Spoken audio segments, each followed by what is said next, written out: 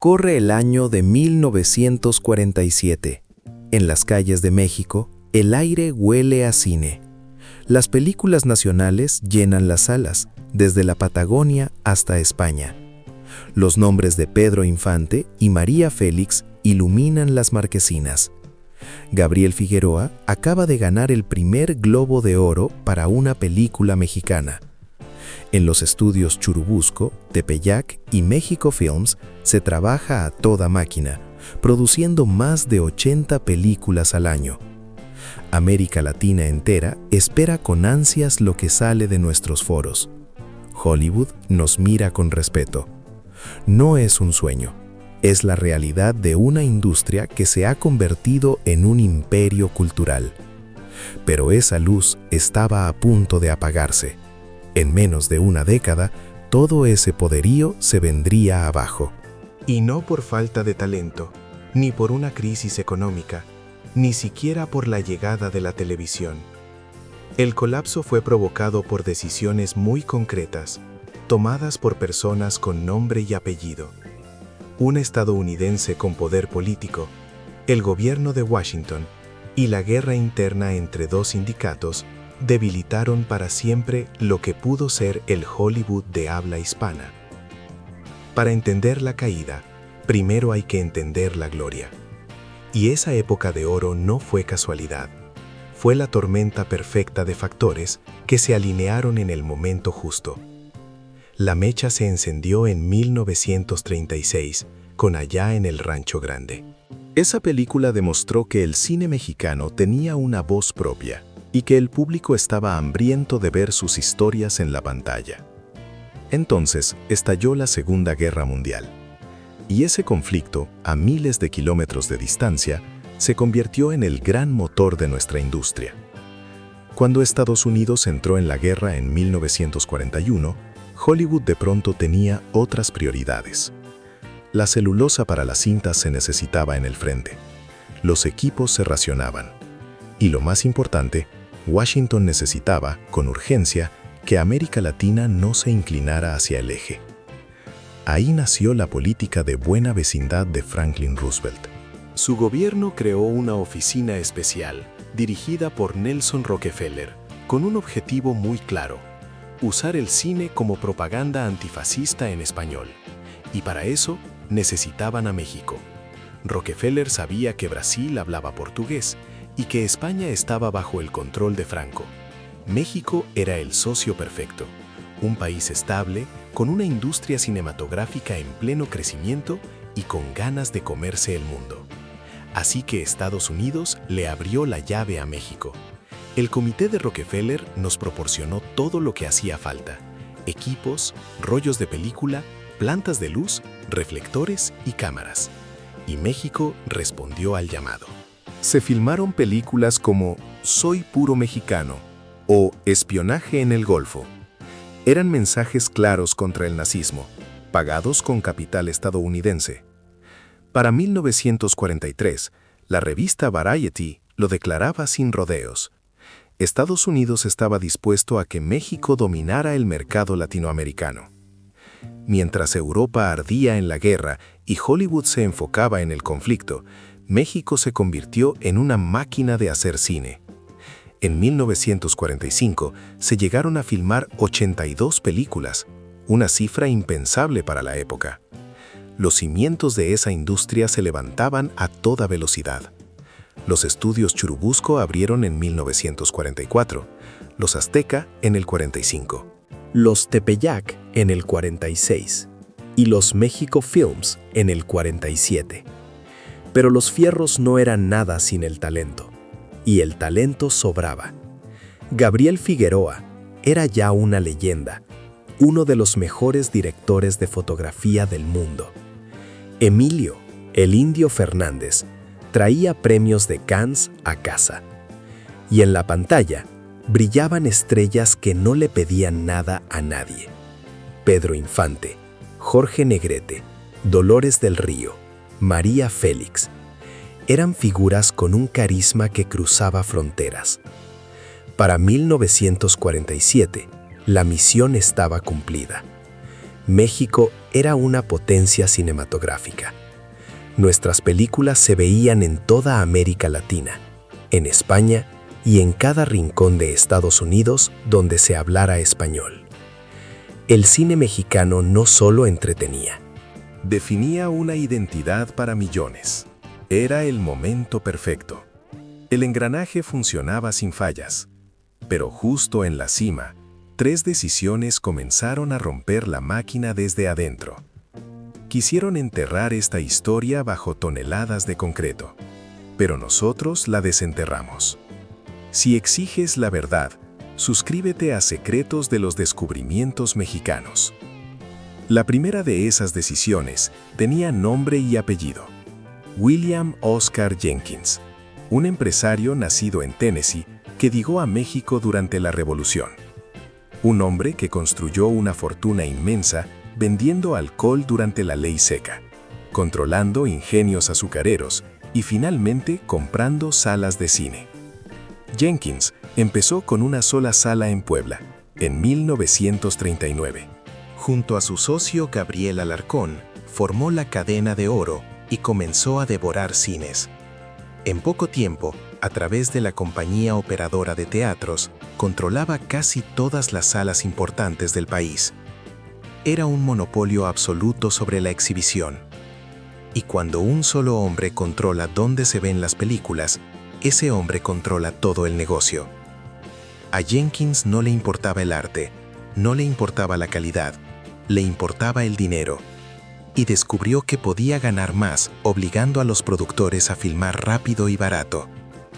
Así nacieron los famosos churros, películas de bajo presupuesto, filmadas en tiempo récord, con guiones repetitivos y mal hechos. Su método era brutal. Pagaba porcentajes miserables a los productores. Si una película no le gustaba, la sacaba de cartelera, sin importar si aún generaba ganancias. Meses después, la reestrenaba, pero cobrando una tarifa plana. Así, él se quedaba con todo el dinero. Los productores estaban atrapados. O hacías lo que Jenkins quería, o tu película no se veía en ningún lado. Y si no se veía, perdías hasta la camisa. El escritor y guionista José Revueltas lo resumió en un artículo legendario de 1949. El título lo decía todo: Jenkins estrangula al cine. La denuncia de Revueltas no fue la única. El director y productor Miguel Contreras Torres llegó a escribir un libro entero, El Libro Negro del Cine Mexicano, donde documentó cada una de las prácticas abusivas de Jenkins. Pero no sirvió de nada. Jenkins tenía el poder político de su lado. Era amigo personal de los hermanos Ávila Camacho, Manuel, el presidente de México, y Maximino, el gobernador de Puebla. Con esa clase de protección, nadie podía tocarlo. El monopolio de Jenkins convirtió una industria de arte en una línea de ensamblaje. Los directores con talento quedaron atrapados. Los guionistas escribían las mismas historias de molde, una y otra vez.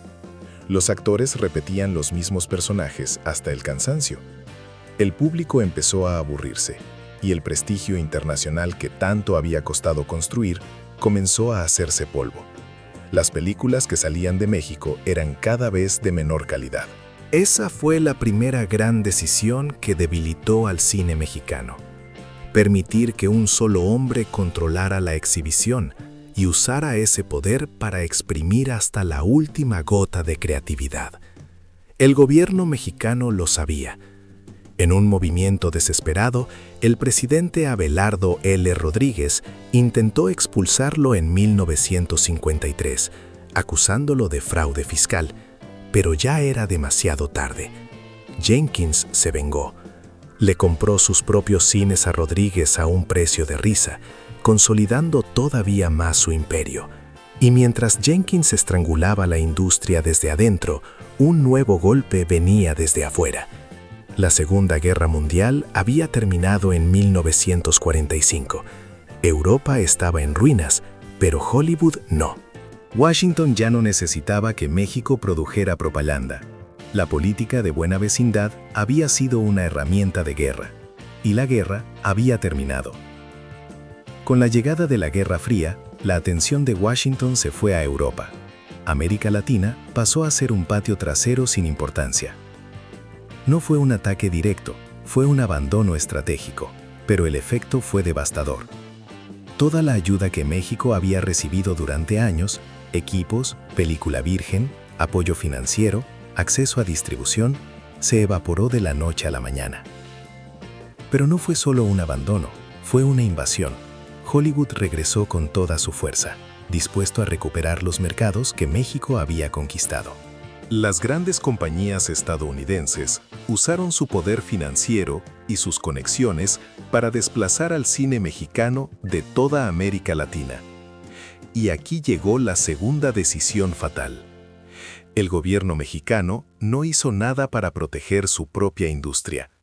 No impuso cuotas de pantalla para obligar a los cines a proyectar películas nacionales. No subsidió la producción de manera seria. Simplemente dejó la puerta abierta para que Hollywood arrasara con todo. Entre 1946 y 1953, la promesa de cooperación se convirtió en un amargo desencanto. Toda aquella maquinaria de propaganda, financiada y alentada desde el norte, se detuvo en seco. La inversión desapareció de la noche a la mañana. México intentó seguir adelante por su cuenta, pero la pelea era desigual. Sin el apoyo estadounidense y con la competencia feroz de Hollywood, la industria nacional se ahogaba.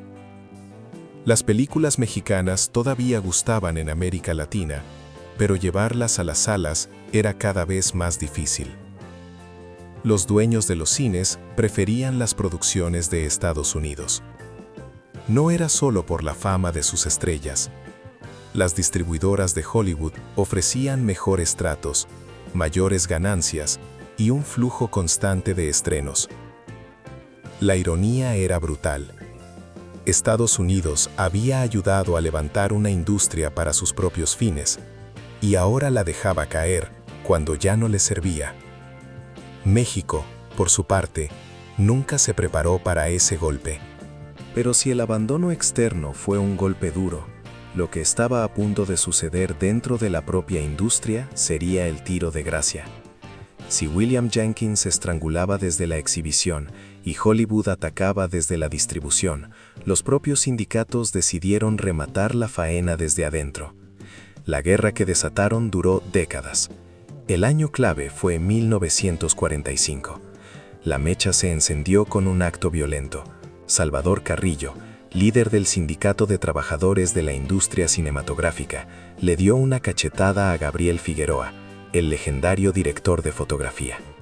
La discusión era por el manejo de los fondos del sindicato.